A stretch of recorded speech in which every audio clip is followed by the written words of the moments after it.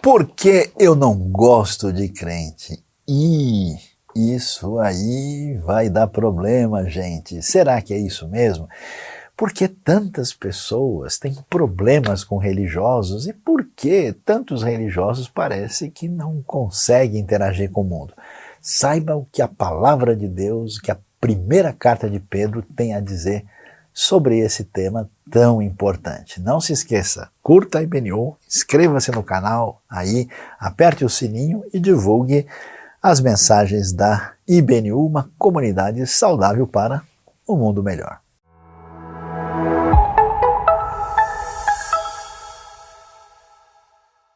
Por que eu não gosto de crente? Esse será o enfoque da nossa mensagem hoje. E você é bem-vindo para refletir conosco na palavra de Deus. E que tema estranho é esse? Porque vamos falar sobre esse assunto que parece ser algo que muita gente fala tantas vezes, é sim conversa de muita gente que diz que não gosta de crente. E você, como é que você reage em relação a isso? Vamos ver a palavra de Deus na primeira carta do apóstolo Pedro, capítulo 2, para ver o que a Bíblia tem a nos ensinar no dia de hoje. 1 Pedro 2, verso 11 em diante diz assim: Amados, insisto que como estrangeiros e peregrinos no mundo, vocês se abstenham dos desejos carnais que guerreiam contra a alma. Vivam entre os pagãos de maneira exemplar, para que mesmo que eles os acusem de praticarem o mal, observem as boas obras que vocês praticam e glorifiquem a Deus no dia da sua intervenção. Por causa do Senhor, sujeitem-se a toda autoridade constituída entre os homens, seja ao rei, como autoridade suprema, seja aos governantes, como por ele enviados para punir os que praticam o mal e honrar os que praticam o bem. Pois é da vontade de Deus que, praticando o bem, vocês silenciem a ignorância dos insensatos. Vivam como pessoas livres, mas não usem a liberdade como desculpa para fazer o mal. Vivam como servos de Deus. Tratem a todos com o devido respeito. Amem os irmãos, temam a Deus e honrem o rei. Vamos até aqui, verso 17 desse texto tão especial. Quando nós chegamos aqui na leitura da primeira carta de Pedro, capítulo 2, é importante ver que o apóstolo Pedro está mandando essa carta para um grupo de igrejas aí que estão espalhadas no contexto, especialmente ali da região da antiga Anatólia, que é a península, vários grupos de cristãos espalhados por diversos lugares, e a gente percebe que isso está acontecendo aí entre os anos 63, 65, certamente é depois do início dos anos 60, Pedro está mandando essa carta e ele está tentando mostrar como deve ser a caminhada de um seguidor de Jesus. E é muito interessante como é que isso é apresentado aqui, porque veja bem, a situação antiga no Império Romano,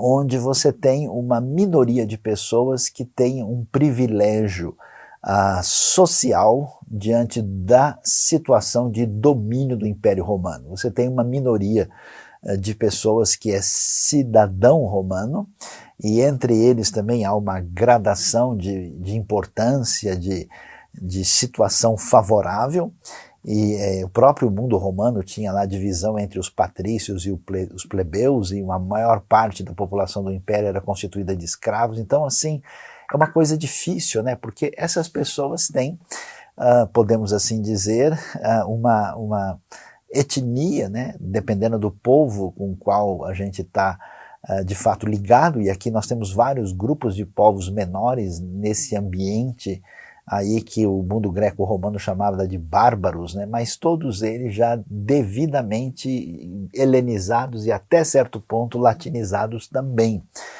E aí a pergunta é quem somos nós, onde é que nós estamos, né? Que história é essa? E eles vão então adquirir o que a gente pode chamar de uma nova identidade em Cristo Jesus, à semelhança da identidade em Deus que Israel teve a partir da aliança com o Senhor Deus quando os salva ali do Egito. E assim, essa comunidade da fé da igreja primitiva, ela é muito peculiar, ela é única, porque ao mesmo tempo você faz parte de uma realidade de um império grande sem fazer parte dele. Então, entendendo que a realidade do reino de Deus se manifestará com plenitude posteriormente, esses cristãos aqui sabiam que eles eram o que Pedro vai dizer, eles são peregrinos, eles são estrangeiros, eles estão, digamos assim, em trânsito. Olhando para isso, a gente começa então a ver um problema que faz parte da realidade da sociedade de hoje e um problema que está presente na igreja primitiva. Muitas pessoas já naquele tempo tinham uma atitude assim de intolerância, de questionamento, de rejeição do comportamento daqueles que eram os cristãos do primeiro século. Essa situação, essa intolerância estava presente, de modo que essa comunidade ela era meio que observada, vigiada, e ela se colocava numa situação em que havia um questionamento, uma rejeição, e a pergunta é, será que isso faz sentido? Pessoas ou muita gente que não gosta de crente está errado ou está correto? Será que essas pessoas fazem isso por pura intolerância ou será que existe motivo para isso? Pensando a respeito desse assunto, é muito interessante a gente ver a proposta de como é que nós devemos lidar com essa questão, com essa postura de questionamento. Então a carta de Pedro vai dizer para nós que nós somos esses estrangeiros e peregrinos. E a primeira coisa que ele chama a atenção é o seguinte, né? Qual que é a razão, qual que é o problema? Né? Ele vai dizer que eles devem tomar cuidado como é que eles vivem a sua vida do ponto de vista do seu comportamento, da sua posição ética. O que acontece na verdade? Qual é a razão? Porque a gente tem toda essa intolerância, esse elemento questionável, problemático. Por que é que há uma relação tão difícil entre pessoas afastadas do ambiente da fé e pessoas que professam a fé? A grande verdade é que, em grande parte, quando você começa a escutar as pessoas que estão longe dos ambientes religiosos e pergunta para eles o que você acha dessas pessoas que se dizem crentes, eles vão ter a seguinte postura de modo geral. Eles vão dizer, olha, essas pessoas, primeiro, eles parecem pessoas soberbas e orgulhosas. Eles dizem, olha, nós temos a verdade, nós estamos com a razão e nós conhecemos a Deus, a sua palavra, a mensagem, e você precisa imediatamente nos ouvir, senão você vai estar mal. Então a postura dessas pessoas é o seguinte, ó, puxa, quem que o fulano acha que ele é para vir com essa atitude? Por isso que geralmente essas pessoas dizem, eu não gosto de crente porque eles estão sempre julgando todo mundo. Eu não gosto de evangélico, eu não gosto de pessoas religiosas porque eles têm essa atitude. A segunda coisa apresentada é que essas pessoas desse ambiente religioso são pessoas que muitas vezes, correta ou incorretamente, são avaliadas como hipócritas, porque eles estão dizendo que isso aqui não pode, eles estão criticando todo mundo, mas essas pessoas fazem isso, eles têm essa atitude assim, eles têm posturas ilegítimas e esse tipo de coisa eles estão falando dos outros quando na verdade fazem até mesmo o pior. Né? Nós temos diversas, vamos dizer assim, escândalos nos ambientes religiosos, quer seja escândalos na questão política, na questão financeira, na questão sexual, na questão até mesmo de crueldade, qualquer coisa desse tipo, abuso dos direitos humanos. Então isso aparece tantas vezes. E a outra questão que muitas vezes é levantada é que os grupos religiosos geralmente são pessoas que não conseguem pensar e entender a realidade fora do seu próprio ambiente. Ou seja, eles são pessoas que estão fechados numa caixinha, não conhecem nada, nunca viram um pensamento diferente, nunca compreenderam nada fora dessa realidade, e essas pessoas estão interessadas até mesmo apenas naquilo que diz respeito aos seus interesses particulares. Muita gente entende que gente religiosa, ou gente evangélica, ou gente de igreja, é gente que está simplesmente interessado no bem-estar particular, naquilo que beneficia a sua própria comunidade. São pessoas insensíveis para a realidade do mundo. Então, como se vê, essas dificuldades assim permeiam boa parte dessa postura de inter-relação entre as duas realidades que vivem lado a lado.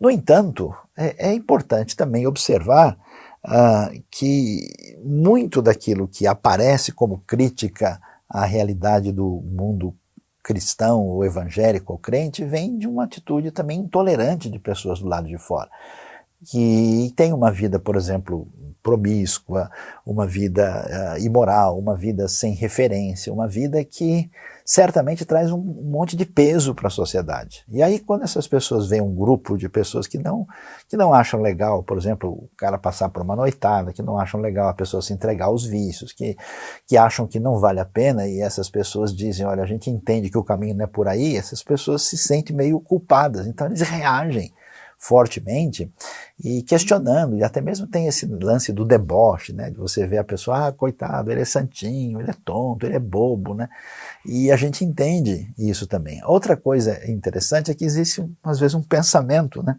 dominante dentro da sociedade, e um grupo que não está participando daquelas ideias que são tidas como a verdade que deve ser considerada, que acontece com muitos grupos religiosos. Então esse grupo representa uma resistência a manutenção de uma espécie de status quo, de pensamento dominante. Aí as pessoas se irritam porque dizem, esse cara não pode pensar assim, não pode ficar dizendo as coisas, ele tem que entender que a realidade é essa. Então, no fundo, existe aí o que a gente pode chamar de uma mútua intolerância, né? Agora, o que é que nós devemos dizer diante disso? Talvez a grande questão fique agora por lado daqueles que se dizem discípulos de Jesus, porque eles é que estão dizendo que eles conhecem, né, o remédio para a vida. Eles estão dizendo, nós estamos dizendo que conhecemos a graça e a bondade de Deus. Então, o ônus da prova, na verdade, está conosco. A pergunta é o que a Bíblia nos diz quando aquele povo de Deus enfrentava uma sociedade que dizia a gente não gosta de crente. Interessante que o apóstolo Pedro, e até mesmo o Novo Testamento, não diz que eles deviam lá brigar e dizer, não, vocês devem gostar sim, porque a gente é gente boa, a gente é legal pra caramba, vocês não entenderam nada, olha aqui. A maneira como ele apresenta as coisas merece atenção. O que é que o texto diz? Em primeiro lugar, ele diz, olha, é o seguinte, o pessoal pode até criticar vocês, mas vocês precisam entender que a primeira postura que tem que fazer diferença é a vida ética de vocês. Então veja o texto que eles deveriam tomar cuidado, né, com o que é chamado de paixões ou desejos carnais, é toda inclinação de satisfação própria que não está de acordo com a vontade de Deus, porque isso é uma guerra contra a alma, diz Pedro. Então vocês não podem ceder a esse tipo de vida que envolve toda essa vida sem referência, sem limite, que era comum do mundo greco-romano pagão na época. E aí Pedro diz, ó, vivam entre os pagãos de maneira exemplar. Olha só que para que mesmo que eles os acusem de praticarem o mal, observem. A palavra observar no grego é interessante, que ela envolve uma vigilância atenta. E é muito interessante ver isso. Você já reparou que tanta gente faz um monte de coisa e as pessoas não se incomodam?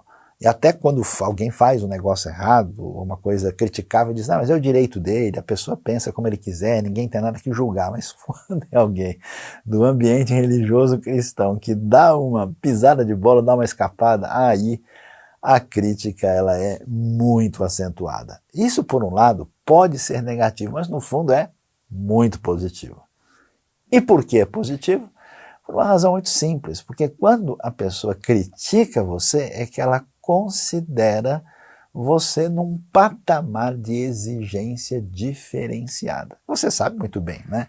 Porque uma coisa é quando você vê um indivíduo que não tem qualquer parâmetro lá cometer algum equívoco, outra coisa é quando você vê alguém que é referência para a sua vida, que você se inspira na pessoa, fazendo um negócio extremamente desonesto, e você diz, puxa, aquilo pesou para mim. Então é algo nessa direção. E aí, o que nós vamos ver? Que eles, atenção, devem observar as boas obras que vocês praticam e glorificar a Deus no dia da intervenção, literalmente da visitação, né? Ou seja, dizendo que a realidade final que vai ter o desfecho de tudo envolve a futura intervenção divina. Isso significa que a primeira coisa que precisa fazer parte da realidade de alguém que é discípulo de Jesus é a sua conduta, é a sua postura ética. O que há de errado com tanta gente crente, ou gente evangélica, ou cristã, ou batista, ou qualquer nome que a gente queira estabelecer, que muita gente fala demais, mas tem uma conduta reprovável. E, querendo ou não, as pessoas estão de olho na maneira como a gente está agindo, se temos uma postura ética adequada. Então, a primeira resposta, né, que nós devemos dar para alguém que diz, olha, eu não gosto de crente, será que a gente deve criticar essa gente? A resposta é não. A maneira de lidar com isso está na nossa conduta. Nós precisamos claramente de um povo de Deus que tenha uma atitude de ser um farol no meio de um mundo escuro, principalmente através do seu comportamento. Agora, é curioso, se você prestou atenção, o que Pedro está dizendo para nós aqui, é que essas pessoas devem ver as suas boas obras. E é curioso, porque não é só por conduta ética, né? Aliás, isso me faz lembrar aqui o texto de Mateus, capítulo 5, que é muito significativo e que diz assim, vocês são o sal da terra, mas se o sal perder o seu sabor, como restaurá-lo? Não servirá para nada, exceto para ser jogado fora e pisado pelos homens. E aí Jesus continua falando, vocês são a luz do mundo,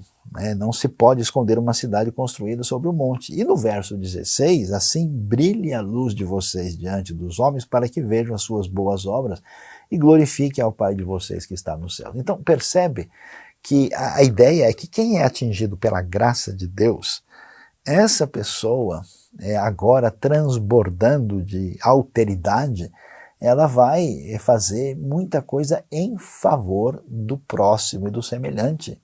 E isso vai ser exatamente o caminho possível pelo qual as pessoas vão glorificar o Pai que está nos céus. Por isso, Pedro diz, olha, é que eles devem ver o que vocês fazem de bem. Então, preste atenção, a realidade é que nós nos encontramos num ambiente que é semelhante a um hospital. Todo mundo está doente. E as pessoas que encontraram o Evangelho são essas pessoas que estão percebendo o tamanho da sua enfermidade e descobrem que existe, digamos assim, um remédio gratuito e eficaz. Mas no fundo, essencialmente, elas não são melhores do que nenhuma das outras pessoas que estão aí. Toda pessoa religiosa que de alguma maneira acha que por uma razão ou outra ele é um pouco melhor do que o outro indivíduo, ele não entendeu ainda o que significa o Evangelho, nem entendeu o que é a graça de Deus. É como uma pandemia. é como um vírus, né? Algumas pessoas mostram sintoma maior, outros mostram sintoma menor, mas todos estão afetados. Essa é a realidade. Por isso, talvez o principal problema da comunidade religiosa é sim essa atitude, não de um doente que foi curado, mas de um suposto médico que olha as feridas dos outros e diz, ó, faça favor de tomar um remédio agora. Quando, na verdade, aqui todo mundo é paciente, todo mundo está na mesma situação. Então, a questão fundamental é a postura. E essa postura precisa ser trocada por uma postura que é uma postura de mostrar o que significa amor incondicional através do nosso agir na sociedade. Como é que o cristianismo primitivo teve impacto no mundo antigo? A grande verdade é que no mundo pagão, as pessoas vivendo de maneira egocêntrica, se você tinha gente que estava numa situação de necessidade maior, essas pessoas tinham que ser mortas, doentes, pessoas aleijadas, pessoas com problemas de saúde, pessoas que fossem inúteis para o mundo utilitarista daquele contexto romano, elas teriam que morrer. É a fé cristã que vai trazer essa ideia de preocupação com o órfão, com a viúva, com o necessitado, com a pessoa em dificuldade, né, que já tinha isso no próprio contexto da revelação hebraica, no Primeiro Testamento, que é, né, a Bíblia hebraica, o Antigo Testamento, isso está claro lá. E aí é que a gente vê que quando é que a igreja vai fazer diferença? Quando ela começa a mostrar sua mão de misericórdia. Porque, olha só que coisa, eu acho interessante a gente ver, porque tem esse negócio, né? Ah não, é porque o pessoal realmente tá todo mundo aí sob a influência do mal, o pessoal está dominado pelo diabo, então eles só vão criticar as coisas de Deus. Olha, não é bem assim.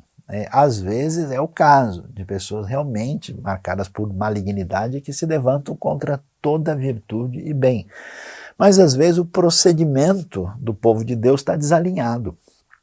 Veja, por exemplo, em Atos capítulo 2, quando os discípulos, né, os primeiros cristãos foram tomados por esse comportamento tão impressionante que eles venderam propriedades, distribuíram a cada um conforme a sua necessidade, eles se reuniam no pátio do templo, partiam o pão em suas casas e juntos participavam das refeições com alegria e sinceridade de coração. Olha o texto, diz, louvando a Deus e tendo a simpatia de todo o povo. E o Senhor lhes acrescentava diariamente os que iam sendo salvos. Está vendo que coisa interessante? O povo ficava impressionado. Quer dizer, essa atitude dessas pessoas que deixam de simplesmente pensar na realidade como cuidando do seu mundo imediato, que talvez essa seja uma das grandes doenças das comunidades religiosas. Grande parte, mais de 90% dos recursos que diversas comunidades religiosas no mundo levantam são para o seu próprio benefício, para o bem-estar dos próprios membros, para trazer um pouco de conforto a mais, para, de alguma maneira, enquanto o mundo agoniza. Então, o povo de Deus precisa mostrar a sua face de misericórdia, que são essas obras decorrentes da chegada do reino. Eles mostram essas boas obras para que eles venham os que não conhecem a Deus venham a glorificar o Pai que está no céu. E talvez você está pensando, mas Sayão, me diga aí, mas a gente não tem que falar a verdade, mostrar a realidade do pecado? Sim, nós não podemos comprometer a mensagem de Deus. Ninguém tem nenhuma autorização para interferir, mudar alguma coisa na Bíblia ao seu próprio bel prazer, ao seu interesse. Ninguém pode ter a ousadia quase blasfema de tentar interferir no conselho de Deus para mudar o que Deus disse em favor das suas particularidades. Isso é uma falta de temor reprovável. A questão não é essa. Nós temos dois elementos para considerar aqui. O primeiro é que a tradição religiosa presente, mais recente, ela está marcada por esse discurso único. Quer dizer, quando você ouve falar do ambiente religioso, a primeira ideia que você tem é apenas de um reforço de condenação. Até parece que o Evangelho não é boas novas. O Evangelho são novas assustadoras, né? Está dizendo para as pessoas... Eu tenho conversado com pessoas descrentes e quando a gente vai falar sobre Deus, a Bíblia, o cara já vem morrendo de medo. Ele fala, não, a única referência que eles têm é exatamente essa. Eles têm na cabeça, olha, existe um Deus doido de raiva, porque a gente pisa na bola e ele está de olho esperando você dar a cochilada para detonar e acabar com você imediatamente. Eu tento ser bonzinho, não consigo, então eu estou perdido. Então essa é a cabeça.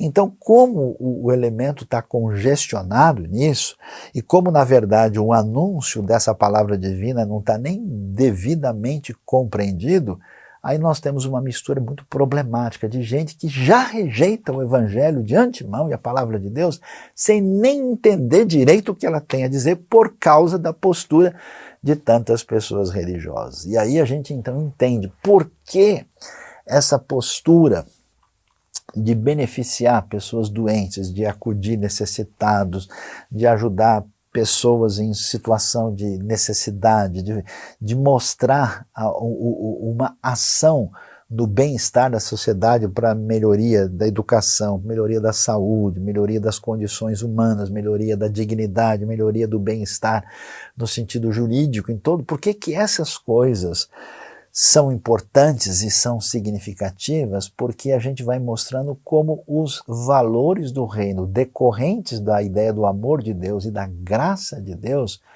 como é que isso vai fazer do mundo um mundo mais salgado e mais iluminado, para que o mundo venha a funcionar mais influenciado pelos princípios da palavra de Deus. E isso é um discurso poderoso e é terapêutico para a própria igreja, porque o pessoal sai desse egoísmo, sai dessa postura. O problema não é falar do pecado ou falar das coisas que são incômodas na Bíblia. O problema é reconhecer que elas não são só incômodas para os de fora, elas são incômodas para os de dentro também. Então veja qual é a diferença. A diferença é quando a gente fala, por exemplo, em pecado, em condenação, a gente fala nesses elementos, mas a gente fala com os olhos cheios de lágrimas e reconhecendo que o problema existe em mim tanto quanto lá fora. Então a sua atitude ao falar dessas coisas é uma atitude humilde, é uma atitude de quem diz, olha, eu sou não o doutor fulano, eu sou um doente recuperado, um doente em recuperação. Eu estou aqui mostrando qual foi o chá celestial que eu tomei, que veio ajudar a lidar com a dificuldade que eu tenho como pessoa, que é absolutamente complicada. Então isso traz uma outra postura e é essa a expectativa que nós temos lá. E o texto então diz que essa postura faz com que a gente venha a ter uma atitude curiosa, uma atitude pacífica de entrar com esse espírito submisso e gentil à semelhança de Jesus para atingir esse mundo de maneira significativa. Olha lá o texto, por causa do Senhor sujeite-se a toda autoridade constituída entre os homens, o que é uma palavra muito forte. E se você for pensar aqui, do que é que nós estamos falando?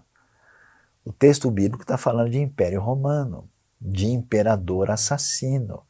Pedro está escrevendo isso na época de Nero. É claro que todos os comportamentos romanos são rejeitáveis e criticáveis, mas ele nunca aceita a ideia de que aquele que conheceu o perdão e a graça de Deus pode usar as armas de quem não conhece a Deus. Por isso ele vai dizer uma coisa interessante, né?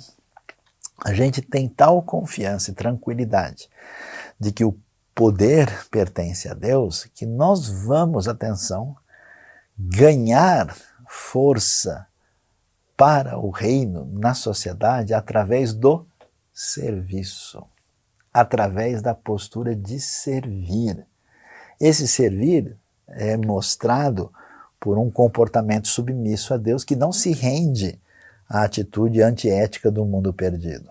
Esse servir se manifesta na maneira como nós praticamos as boas obras para que essa comunidade venha servir o mundo, né, que isso faz diferença, porque quando alguém lá fora fala, puxa, essas pessoas não estão ganhando nada com isso, essas pessoas não estão tirando vantagem, por que é que eles estão se mobilizando nessa direção? Eu preciso escutar o que eles têm a dizer. E aqui é interessante, né, porque em vez de você ficar cheio de ódio e partir para uma postura de guerra contra a autoridade constituída, não aparece isso. Diz que você seja sujeito ao rei, aos governantes, e como por ele enviados para punir os que praticam o mal e honrar os que praticam o bem. Pois é da vontade de Deus que praticando o bem, olha que coisa, vocês silenciem a ignorância dos insensatos. É verdade que muita crítica contra a igreja, contra o que a gente pode chamar os crentes, contra o povo evangélico é uma crítica distorcida. Muitas vezes ela tem um viés indevido, muitas vezes ela é fruto do ressentimento, muitas vezes ela é de fato até injusta. E a pergunta, o que a gente faz? Fica com raiva? Xinga igual? Bate? A resposta, olha que coisa, por isso que a Bíblia é espetacular, né? Ela diz assim, quando vocês praticarem o bem, todo mundo fica calado. E é isso que eu tenho visto. Quando eu vejo o povo de Deus mobilizado e fazendo diferença, sabe?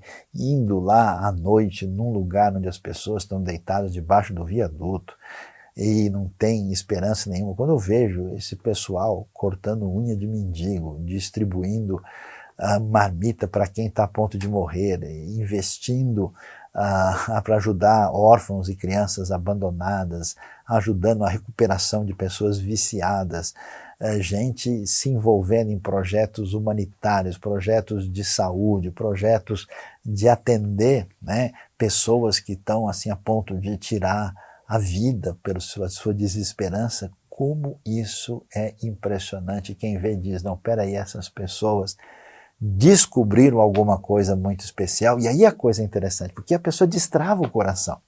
Ela vai querer saber por que você pensa assim. Você já viu isso? Que quando alguém conhece você de perto, de fato essa pessoa vai querer saber por que você age, você pensa dessa ou daquela forma. E é esse o segredo da força de nossa gente quando conversa com quem não gosta de crente. E aí o texto diz, por isso, vivam como pessoas livres, mas não usem a liberdade como desculpa para fazer o mal, né? Debaixo desse mundo de opressão, vocês lembrem que vocês devem viver com liberdade, porque a verdadeira liberdade, ela não é principalmente externa, ela é interna, e essa liberdade é dada por Deus. Mas lembrem-se, ainda que vocês devam saber que essa realidade do Império Romano não tem legitimidade, na verdade vocês estão livres, não permitam que isso seja usado para que vocês venham a fazer o mal. E aí ele diz, tratem, né, a todos com o devido respeito, isso é muito importante. Quando a gente perde as estribeiras, a gente perde o respeito, a gente parte para a agressão, a gente perdeu a batalha. A agressão irrefletida, ela é resultado da batalha interna perdida. A gente deixou de confiar em Deus, a gente pôs a força, aí a esperança na força da nossa carne, da nossa atitude indevida. Por isso, vocês devem, olha que coisa, amar os irmãos, temer a Deus e honrar o rei. Cada um dos elementos envolvidos, o povo de Deus, a autoridade lá fora e o próprio Deus devem merecer o tipo de atitude que envolve esse conferir a dignidade que lhe é devida. Por isso é tão importante o respeito e a atitude adequada diante dessa situação. É bem interessante, eu convido você até, se puder, nessa semana, ler com atenção a primeira carta de Pedro, porque quando a gente chega no capítulo 3, esse assunto é mais ainda desenvolvido, né? Ele vai dizer que vocês devem ser compassivos, se amar fraternalmente, ser misericordiosos e humildes, não retribuir mal com mal, né, no verso, nem insulto com insulto, que está nessa mesma postura que a gente já mencionou. E aí ele vai fazer uma pergunta: quem há de maltratá-los se vocês forem zelosos da prática do bem? Eu acho interessante que a igreja primitiva tinha uma questão tão significativa, ao mesmo tempo que eles foram perseguidos e sofreram. Atos 5 vai dizer que dos demais ninguém tinha a coragem de se juntar a eles, porque em cada pessoa havia temor. Quer dizer, quando o povo de Deus é sério, quando o povo de Deus tem uma atitude em sintonia com essa graça do reino, com essa consciência, isso inspira uma atitude de um certo temor e respeito por parte das pessoas que olham do lado de fora. Por isso que é tão valioso, né? No fundo, a gente está colocando a nossa vida em sintonia com Jesus. Veja Jesus, a expressão da sua vida é marcada por obras cheias de graça. Jesus nunca, quando fazia o bem, eu curei o pessoal, peraí, deixa eu ver se tem samaritano aqui no meio dos curados, eu não vou curar esse não. Não, Jesus nunca fez isso. Jesus curou lá, né, multiplicou os pães. Ele não foi averiguar para ver qual que era a crença exata de cada um, para ver se eles poderiam pegar o pão ou o peixe. Deixa eu ver, primeiro recita a confissão de fé, depois eu te dou o peixe.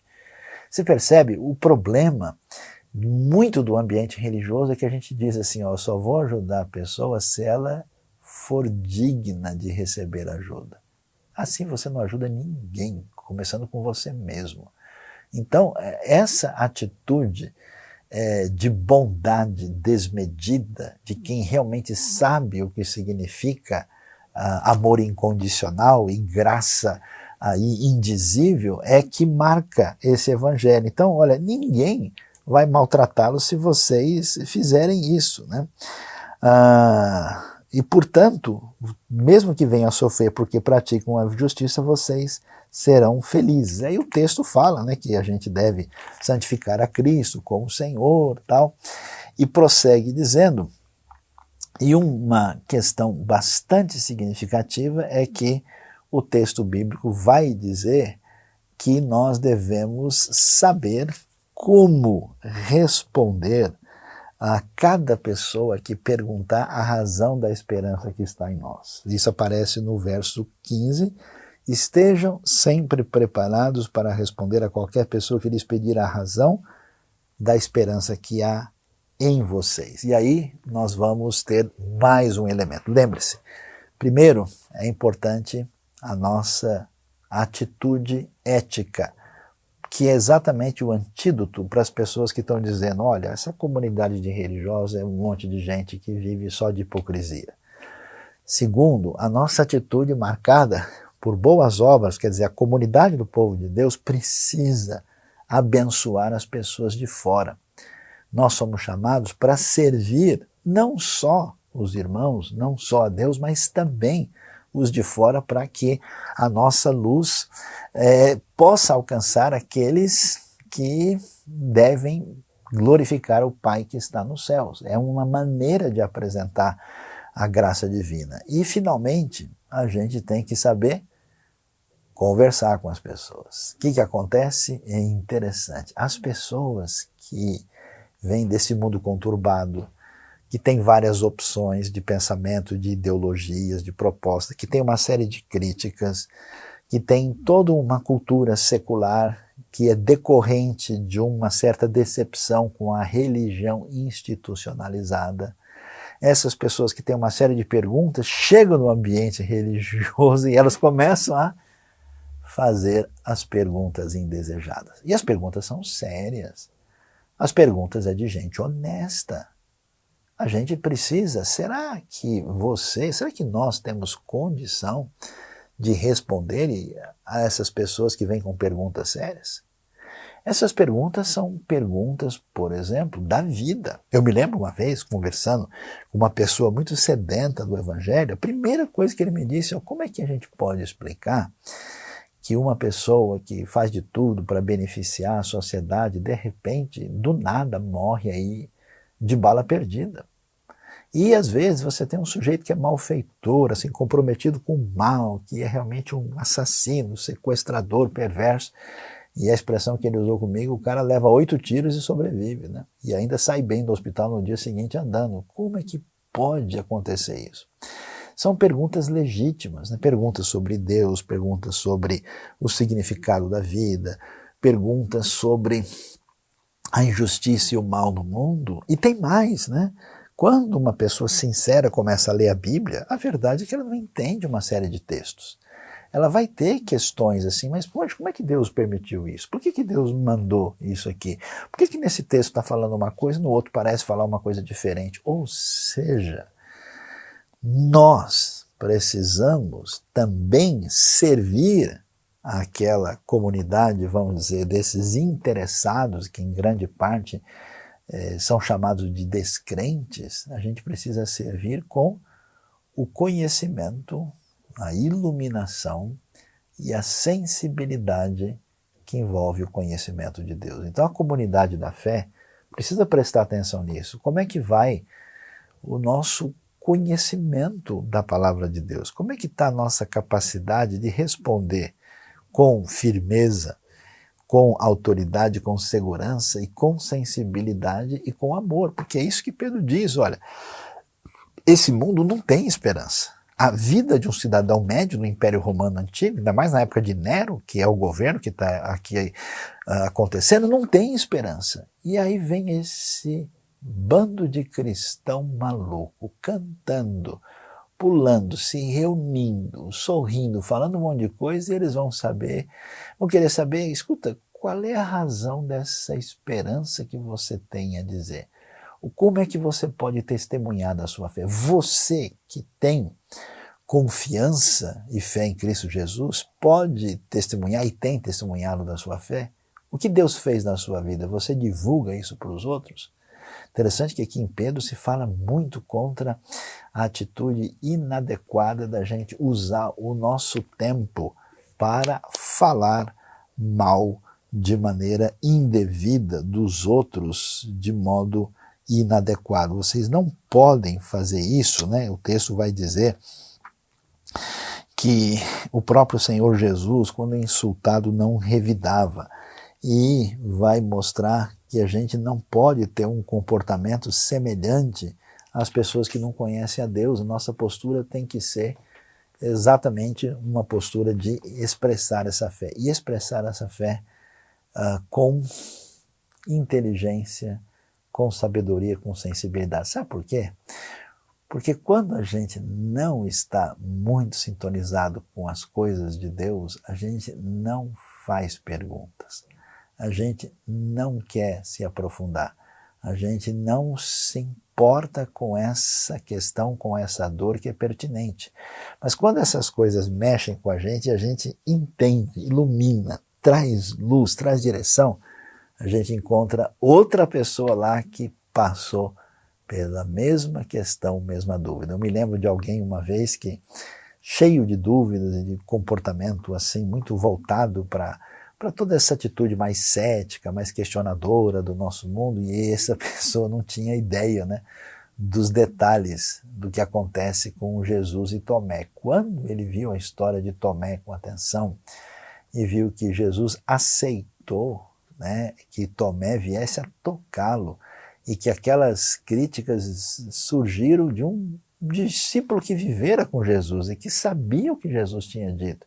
Mesmo assim, Jesus o acolheu, deixou ele tocá-lo, e ele entendeu que o questionamento sincero, às vezes, é a primeira fase de um amadurecimento na direção de uma fé de fato sólida e definitivamente enraizada. Aí a luz brilhou, e essa pessoa então teve um reencaminhamento do coração.